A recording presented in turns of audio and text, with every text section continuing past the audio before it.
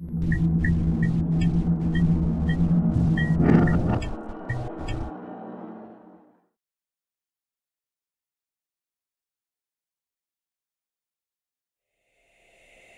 brother went to Virginia on a 3 to 5 for vandalism.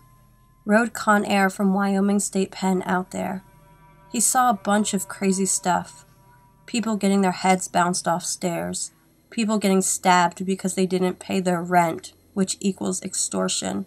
They mostly picked on child molesters and people who committed crimes against kids. I'll have to ask him what his craziest prison story was and put it up here. The most memorable one he told me was when he was leaving for Virginia. One of the inmates had a TV that wasn't clear and you couldn't see through it. These are prohibited to prevent contraband. The guards told him he couldn't take it, so he lifted it over his head and spiked it on the floor.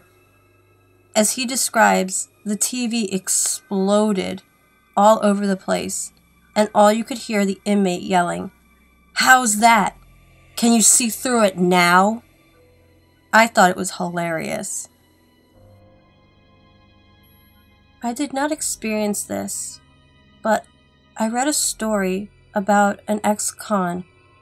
Basically, there was a new kid walking around, and a guy came up and started choking him with a rolled-up towel or shirt or something like that. Then the other guy walks up and starts stabbing the kid. Now, this is where it gets crazy. The guy doing the shanking starts putting his hands in the wounds and pulling out everything. I don't know about you, but I would freak the fuck out. Correctional officer from 2011 to 2015. I was working at an entryway, which led to a recreational field. After completing a pass through the recreation yard, I was called back out due to a fight. We had 2 recreation yards, separated by a tall fence. I was recreation yard 1, and there was a fight on recreation yard 2. I sat there for what seemed like an eternity, watching an MS-13 member attempt to gouge an eyeball out of another person's skull who was unconscious. The other person was a white supremacist gang member. Luckily, another officer broke it up with pepper spray before any major damage was done. His eyeball wasn't removed, but the simple fact that people can do that without a second thought to another human being was plenty of reason to be scared. This happened in 2014. I left in 2015. I used to work as an officer in a max security facility in New York. One of the blocks I regularly worked housed Ronald DeFeo, murdered his family, and was the basis for the Amityville horror movie. During the Christmas holiday one year, he walked past me and said, "Hey, CO, you know what the worst part is about killing your whole family?" he said. I looked at him and said, "No, what's that?" He said, "No Christmas cards," smiled, and walked away.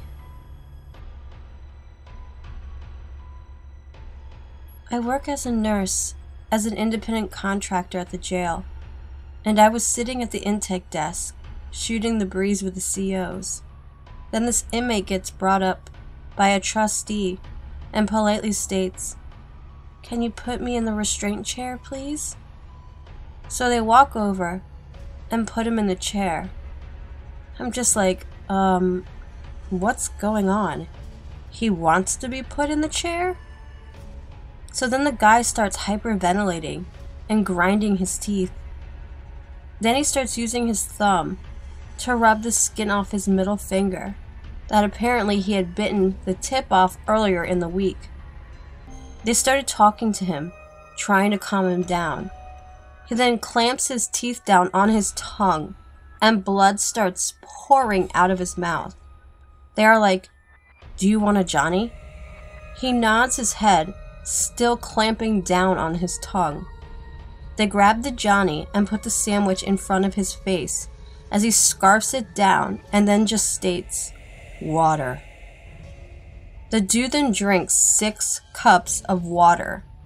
Then he looks around and says, "How long was I out for?"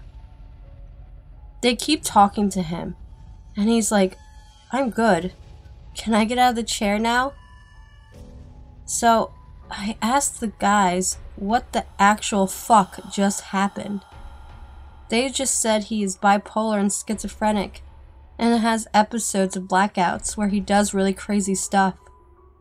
Turns out he is there because he blacked out, strangled his mother, killed her, raped her, and ate parts of her body, and then came to, and then didn't remember a single thing. There's always a ton of quiet guys in prison who keep to themselves, but one will always stick out in my memory. I was in on an assault charge. I used to be a pickpocket, and I fought back when a mark noticed me and tried to get his wallet back. And I was one of those quiet guys. I'm fairly laid back, and I was friends with some people big into the whole prison hierarchy without being involved myself. This meant I got to hear some of the prison gossip. I was eating with one of them, and he pointed out a guy that I had seen a couple of times before, always by himself. Sometimes he ate with other people, but he never spoke to them. I was told to watch him, and I did. As I watched him, I began to pick up his little mannerisms. It was sort of like he had OCD. When he would eat, he would look up at the clock consistently. Turns out he would only take a bite if the second hand was on a number, in 5-second increments. There was a lot of little stuff like that. Never saw him much other than when we ate, but when I did, he seemed real off. I really wanted to know what he was in for, but no one wanted to talk to him because he just seemed nuts. One day, I decided to talk to him and to get to know him. We talked for a few weeks, and I decided to ask him why he was there. Turns out he was brutally abused sexually and physically and verbally by his stepfather. And one day, he just snapped. Brutally killed the stepfather and strung him up and ate some of his fucking body. I backed off real quick. I never heard anything about him from anyone, and I never told anyone what he told me. Thank you for watching. I always appreciate the support you show me, and I'm forever grateful for it. Hope everyone had a wonderful day.